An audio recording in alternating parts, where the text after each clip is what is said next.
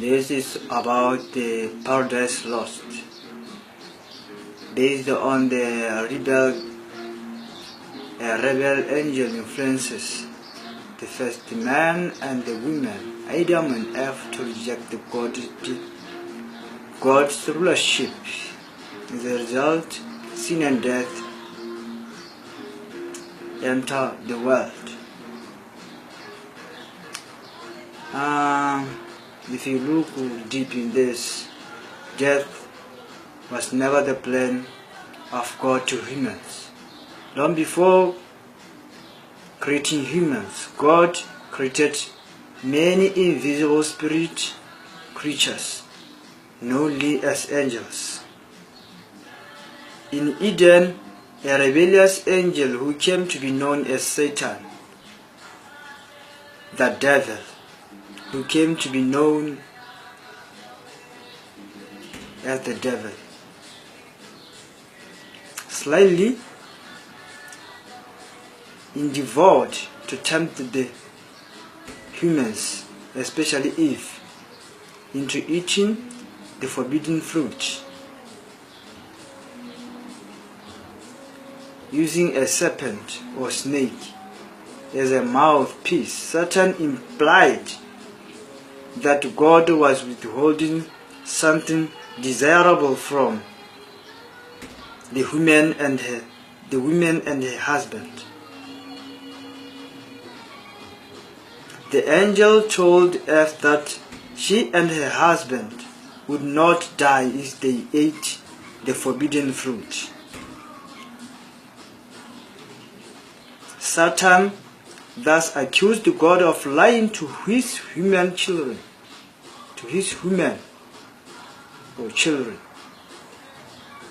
The deceiver presented disobedience to God as appealing cause that would lead to enlightenment and freedom. But this was all a lie. In fact, the first ever spoken on earth. The real point at issue involved God's sovereignty or supreme rulership. Whether God has the right to rule and whether he exercises it in a righteous way and in the best interest of his subjects. Eve believed Satan's lies. She began to desire the fruit, and then she actually ate some of it.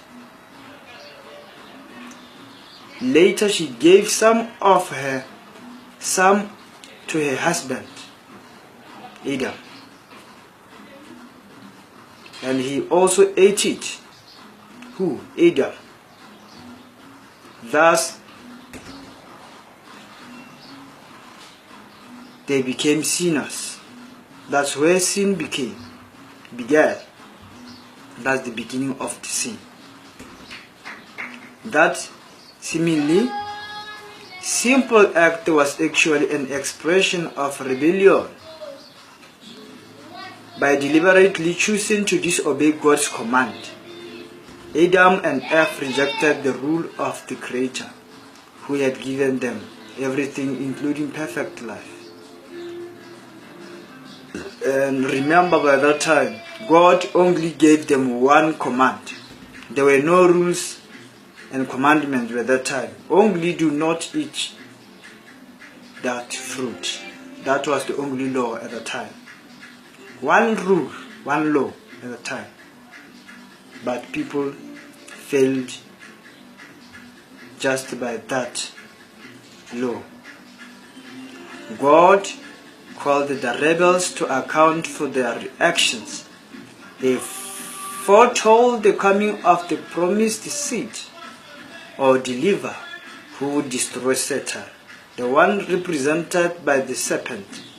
God deferred the execution of the death sentence upon Adam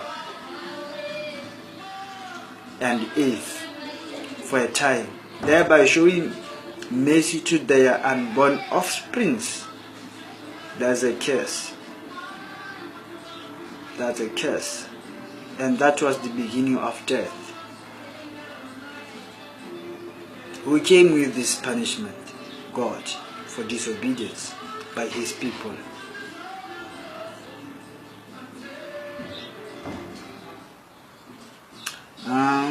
Those children would have a basis for hope, because one whom God would send would undo the